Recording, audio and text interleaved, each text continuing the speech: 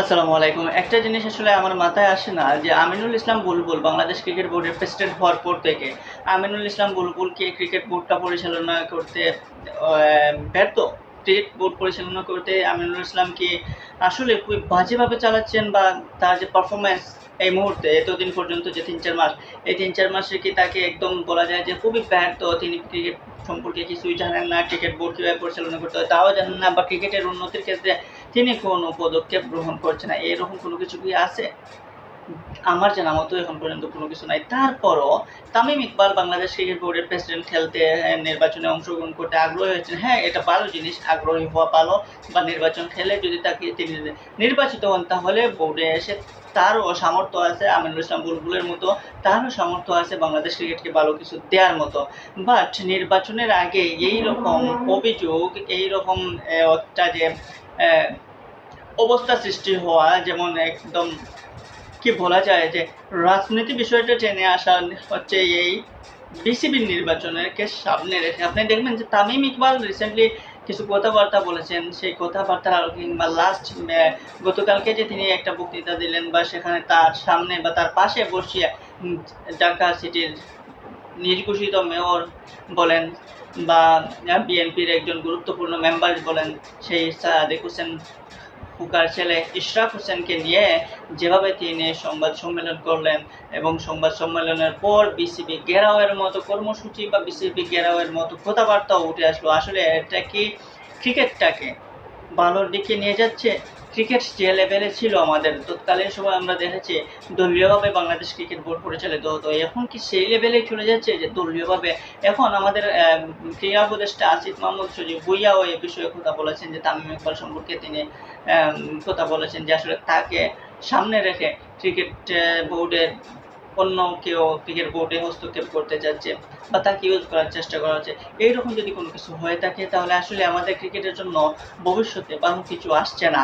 বাংলাদেশ ক্রিকেটে এমনিতেই ডুবছে, আমাদের কোনো সাফল্য নেই, বড় কোনো ইভেন্টে আমাদের কোনো শিরোপা নেই। তার উপরে এরকম যদি বোর্ডে এইরকম যদি অবস্থা চলে, তাহলে এই বোর্ডটা কীরকম পরিচালিত হবে, এই বোর্ডটা কীভাবে উন্নতি করবে? আমরা আমিনুল ইসলাম বুলবুলকে নিয়ে আসলাম ফারুক আহমেদের রিপ্লেস হিসাবে। আমিনুল ইসলাম বুলবুল এসে দেখালেন তার কিছু কাজের নমুনাও। সেই নমুনার কারণে কিংবা এখন পর্যন্ত যারা ক্রিকেট বোর্ডে আছেন, বা এখন পর্যন্ত যারা ক্রিকেটীয় বিষয়ে জানেন, তারা আসলে বলতে পারবেন না যে আমিনুল ইসলাম খারাপ কিছু করেছেন।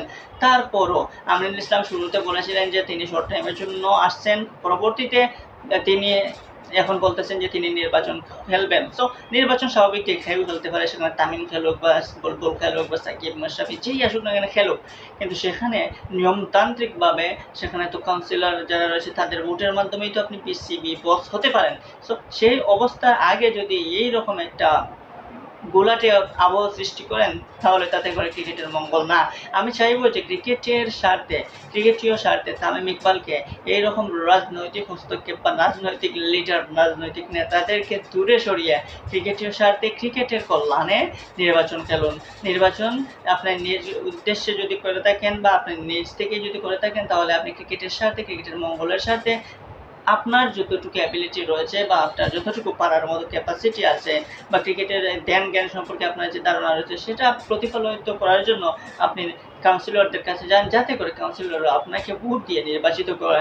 এখন নির্বাচনের আগে যদি আপনি বিভিন্ন অভিযোগ তোলেন, অহেতুক বিভিন্ন কথাবার্তা নিয়ে আসেন, রাজনৈতিক নেতাদেরকে সামনে নিয়ে আসেন, যে রাজনৈতিক নেতাদেরকে দেখেই কি কাউন্সিলররা আপনাকে ভোট দিয়ে বিসিবি প্রেসিডেন্ট বানিয়ে দেবে, সেই স্বপ্ন যদি দেখেন, তাহলে আসলে হয়তো আপনি জোরপূর্বক বলেন, বা আপনার রাজনৈতিক নেতাদের ফেসকে সামনে রেখে আপনি যদি বিসিবি প্রেসিডেন্ট হয়ে যান, কিন্তু আপনি তো সেই আগের ধাপে চলে গেলেন, আপনি সেই আগের ধাঁচে চলে গেলেন যে আমলে নাজমুল হাসান পাপন রাজনৈতিক ক্ষমতা কাটিয়ে কিন্তু বাংলাদেশ ক্রিকেট বোর্ডের প্রেসিডেন্ট ছিলেন দীর্ঘদিন। সো আশা করব সেই পথে যাতে আমাদের ক্রিকেট বোর্ডটা না যায়। ক্রিকেট বোর্ডের স্বার্থে, ক্রিকেটের সুন্দরের সাথে এইরকম বিচক্ষণ মানুষদেরকে ক্রিকেটের পাশে প্রয়োজন। যেমন বুলবুল তামিমরা যদি ক্রিকেটের পাশে থাকে, তাহলে বাংলাদেশের ক্রিকেটেরই উন্নতি হবে। এখন এই রাজনৈতিক ছত্রছায়ার বাইরে এসে তামিম ইকবাল বলেন বা বুলবুল বলেন বা যারাই আসেন না কেন, তাদেরকে কাজ করা উচিত ক্রিকেটের সাথে। এখানে রাজনীতির যত মিলাবেন, ততই কিন্তু ক্রিকেটের ক্ষতি হবে। আপনি আপনার নিজের ফায়দার জন্য যদি ক্রিকেটীয় ক্ষতি করতে চান, তাহলে একদিন হয়তো এদেশের মানুষ সেটা বুঝবে এবং এদেশের মানুষ আপনাকে যতটা সম্মান করবে ঠিক ততটা কিন্তু পরবর্তীতে ঘৃণাও করতে পিছপা হবে না। তো এই বিষয়টা খুবই দ্রুত বোঝা উচিত তামিম ইকবাল কিংবা বুলবুলদের।